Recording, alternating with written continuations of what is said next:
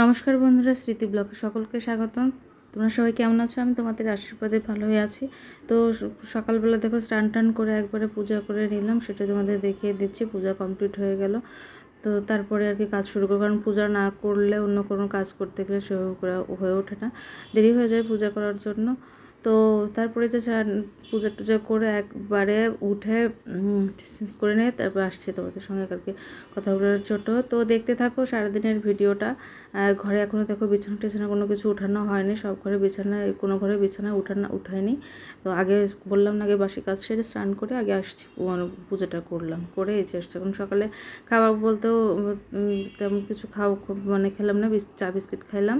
আর এই দেখো তোমাদের দাদা যে ছোটো মাছগুলো নিয়ে এসছে, কী মাছ এগুলো, মলা মাছগুলো নিয়ে এসছে, এগুলো দিয়ে একটু ঝিঙে দিয়ে আর কি ঝোল করবো। তো তার কারণে মাছগুলো একটু মাখিয়ে নিচ্ছি, এগুলো আর ভাজবো না, কারণ কাঁচা মাছই দিয়েই করবো, মানে একটু চটচটের মতো করবো।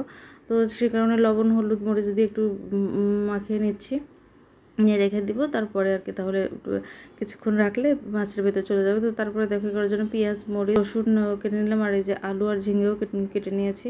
তো এখন কড়াইতে উঠাই দিব আর কি। তো এখন দেখো ভিডিও করতে একটু সমস্যা হয়েছিল, ফোনটা একটু মানে বাঁকা হয়ে গেছিলো। তো তার দেখো কড়াইতে তেল দিলাম, দিয়ে এখন জিরা পাঁচফোড়ন আর শুকনো একটু ওই পেঁয়াজ মরিচ দিয়েই আর কি সম্বরা দিব, দিয়ে আর কি মানে ঝোলটা করে নিব। আর বেশিক্ষণ ভাজবো না, অল্প একটু ভাজবো। আর একটু দেখো একটু জিরা দিলাম, আর একটু পাঁচফোড়ন, হালকা একটু পাঁচফোড়নও কিন্তু দিয়ে নিলাম, দিয়ে তা দিয়ে একটু সম্বরা দিয়ে দিলাম। আর আজকে তো রান্না তো খাওয়া দাওয়া বলতে এইসবই, তেমন কিছু খাওয়া হয়েছিল না। আর দুপুরে রান্না কিন্তু এই চচ্চড়ি আর ঢেঁড়স ভাজি করছিলাম। তো চচ্চড়ি ঢেঁড়স ভাজি দিয়ে দুপুরে খাওয়া দিয়ে দেখো ভাজি কিন্তু হয়ে গেল, মানে চচ্চড়ি ঠিক না, একটু হালকা পাতলা পাতলা ঝোল। এই যে ভাত আর ঢেঁড়স ভাজি, এই যে দেখো ঝোলও হয়ে গেছে। আর দুটো হচ্ছে দুপুরের খাওয়া দাওয়া। আর এই যে ঢেঁড়স ভাজি করছি, ঢেঁড়স ভাজি অবশ্য পেঁয়াজ দিয়ে করছি, যেহেতু আজকে পেঁয়াজ খাওয়া যাবে, তো আজকে পেঁয়াজ দিয়ে করছি। ঢেঁড়স ভাজিটা কিন্তু অনেক টেস্ট হয়েছিল।